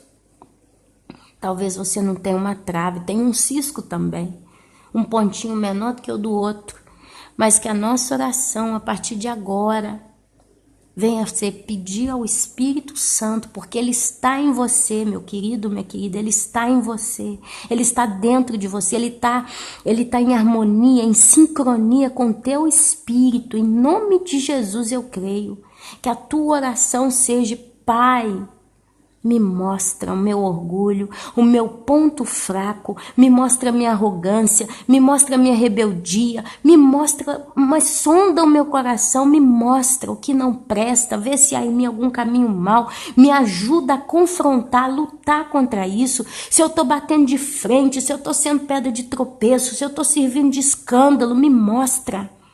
Se na minha casa, na minha família, em si, meu amado, minha amada, se eu tenho uma idolatria e eu ainda não estou vendo que eu tenho uma situação na minha vida que aquilo está sendo uma idolatria, me revela. Nós temos que ser como Cristo, imagem e semelhança de Cristo. É no nome de Jesus, amado. Eu não estou pedindo isso para mim. Eu não quero me sentir melhor com o irmão A, irmão B, porque eu não tenho esse problema. Eu aprendi, amados, a caminhar. Mas eu estou falando para você pelo seu próprio bem, amada e amada. É para o seu próprio bem. Porque quando for subir no arrebatamento, você vai subir sozinho e você vai ter que dar conta com Deus daquilo que você é, daquilo que você fez, daquilo que você plantou, daquilo que você regou, daquilo que você semeou. Então é tempo ainda de você começar a fazer uma autoavaliação da tua vida, mulher. É tempo agora de você fazer uma autoavaliação da sua vida, homem. Talvez a sua vida está sendo reclamar. Talvez o meio social em que você está, pessoas te fazem mal, pessoas te afrontam, te humilham, te enchem o saco. Basta. Talvez Deus não quer que você murmure, que você reclama. Talvez Deus quer que você pare de olhar para o teu umbigo, para olhar para frente e ver que tem outros aí. Talvez você é um tipo que só está pedindo bênção. Ai, irmã, ora por mim que eu preciso arrumar um emprego. Eu preciso arrumar um emprego melhor, que o emprego que eu tô nele não tá bom. Não é o suficiente, eu quero um outro emprego. Você tá há 1 mês, 2 meses, 3 meses pedindo a mesma coisa. E a irmã tá orando por você, tá lá, Deus, ajuda a irmã fulana, arruma um emprego para ela, que não sei o quê. Às vezes você até conseguiu um emprego melhor. Às vezes alguém te ajudou, às vezes pessoas oraram por você, pessoas compraram o seu problema, a sua causa, choraram com você, sofreram com você, se sacrificaram com você. Às vezes talvez você agora conquistou aquilo que você queria, ou está a um passo de conquistar. Mas talvez você não está fazendo nada para o reino de Deus. Talvez você está calada aí no seu cantinho, calado. Talvez você está muito preocupado com o seu ego, com a sua vida e com o seu problema. E você está tendo a oportunidade de ver outras pessoas também com problemas, talvez pedindo ajuda. E você não está sendo capaz de se manifestar e ajudar como que você pode. Às vezes é uma oração, às vezes é uma visita, às vezes é uma doação, às vezes é um prestar, não sei. Às vezes é uma palavra, eu tô te ouvindo, mãe, eu te escuto, fala que eu tô aqui para te escutar, um desabafo. Talvez você tá calado. Tá calado ainda falando do seu problema até agora. Ou então tá calado, seu problema foi resolvido, você tá calado, você tá em pecado, irmão. Você tá em pecado, irmã. Porque Deus, Ele nos ensina a carregar uns os fardos dos outros. Tem sempre alguém que está numa situação espiritual menor ou mais fraca do que você, precisando da ajuda. precisando simplesmente ser escutado, precisando simplesmente de uma oração, precisando que você simplesmente abra a Bíblia e leia para ele. Quantas vezes teve irmão que me mandou áudios que parou para ler a Bíblia, aí leu um salmo inteiro, registrou e me mandou. Ana, posso fazer nada para te ajudar, para te abençoar, mas aqui, ó, hoje eu quis ler uma palavra para você ali, gravei, sei que você tem dificuldade para ler, porque você acaba perdendo muito tempo, você não tem condição de parar para ler tanto, então eu registrei, tá tudo gravado, você bota seu fonezinho na orelha, vai limpar sua casinha e vai ouvir que eu tô aqui querendo te abençoar. Gente, é se importar, às vezes, aliás, todos nós queremos que alguém se importe conosco, ou não? Todo mundo. Você que é casada, você às vezes faz um almoço um pouquinho melhor da média, aí o marido come, não fala nada, você fica zangada, chururu. Porque, poxa vida, eu fiz a comida um pouco melhor, fiz uma coisa mais gostosa, ele nem para falar, nossa, tava boa a comida hoje, hein? Cachorra. Não é? Só que você, às vezes, tá nem aí para ninguém, você às vezes não faz nada para ninguém, você só quer receber. Isso é pecado de egoísmo e egocentrismo. É pecado. Você quer ir para o céu, amada? Você quer ir para o céu, amado? Comece a mover o osso, comece a mover as cadeiras, faz alguma coisa. Olha, a seara é grande e tem sempre tanto trabalho para ser feito no reino dos céus, no reino de Deus. Tem sempre alguém precisando. Vocês que estão aí escutando esses áudios do meu canal, vocês não gostam de ouvir? Não é gostoso ouvir uma palavra de Deus?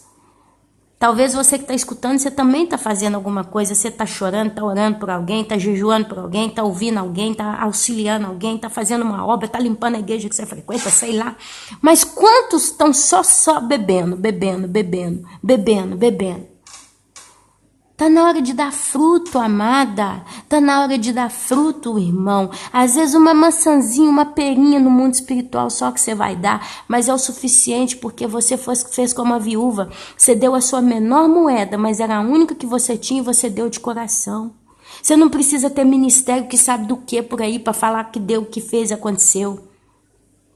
Porque no último dia muitos vão virar para Cristo e vão falar, Senhor, Senhor, em teu nome eu fiz e acontecia. Ele vai falar, apartai-vos de mim porque eu não vos conheço. Mas em contrapartida ele cobra da moeda da viúva.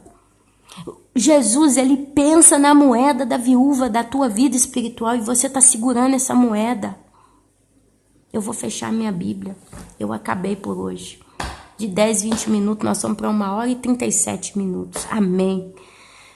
Amém. Agora eu vou começar a desembolar a minha vida, a minha casa, as minhas coisas. Mas eu tenho certeza, meus irmãos, eu tenho certeza que eu falei daquilo que o meu coração está cheio. Se todos nós, como Igreja de Cristo, fizéssemos a nossa parte, e é o Espírito Santo quem te fala o que você pode fazer. Às vezes você fica pensando no que fazer e tá na sua frente ali um monte de coisa, porque Deus está mandando e você está deixando para lá. Se cada um de nós fizéssemos a nossa parte, a nossa vida seria muito melhor. Eu te digo isso de coração. E nós estaríamos glorificando a Deus com a nossa vida muito mais. Tem gente que acha que glorificar a Deus é ir para uma igreja e louvar a Deus lá na hora do louvor. Não. Glorificar a Deus é com o teu existir. É com o teu falar, é com o teu agir, é com o teu fazer, é com o teu ser. Com todo o teu ser. Isso é uma oração contínua diante de Deus. Nós somos como uma chama viva queimando diante do altar do Senhor. Os santos. Nós temos que ser como uma chama acesa diante do altar do Senhor todo o tempo. Em tempo e fora de tempo. Porque é isso que Deus quer de nós, que nós sejamos vida, porque Ele é vida e nós temos o Espírito Santo que gera vida em nós. Então vamos dar fruto, em nome de Jesus. Jesus está voltando, o arrebatamento está às portas. Enquanto Ele não vier, nós precisamos mover. Que seja uma oração de 3 minutos por alguém que você conhece, por um propósito. Faça alguma coisa, por favor, para você mesmo, para o seu próprio bem, para com Deus. Hoje é segunda-feira. Muita gente começa alguma coisa exatamente na segunda-feira. Que hoje, então, seja o dia de uma decisão diversa para você. Talvez você precisa pedir perdão a Deus porque você está transcurando o que Deus está pondo no seu caminho. Então peça perdão. Fala, Deus me perdoa, mas a partir de hoje eu vou ser diverso. Eu vou fazer algo porque eu sei que eu posso fazer mais do que eu estou fazendo. Eu posso ser melhor do que eu estou sendo. Eu posso oferecer mais do que eu estou oferecendo. Eu quero realmente glorificar o Senhor com a minha vida. Não que seja a minha glória, mas que seja a glória do Senhor em mim. Que o Senhor Jesus abençoe a cada um que está me ouvindo aqui hoje com consciência. Consciência. A consciência, ela gera os propósitos de Deus nas nossas vidas. Lembre-te disto. A consciência gera os propósitos de Deus nas nossas vidas. Que o Senhor abençoe a todos. Amém, amém e amém.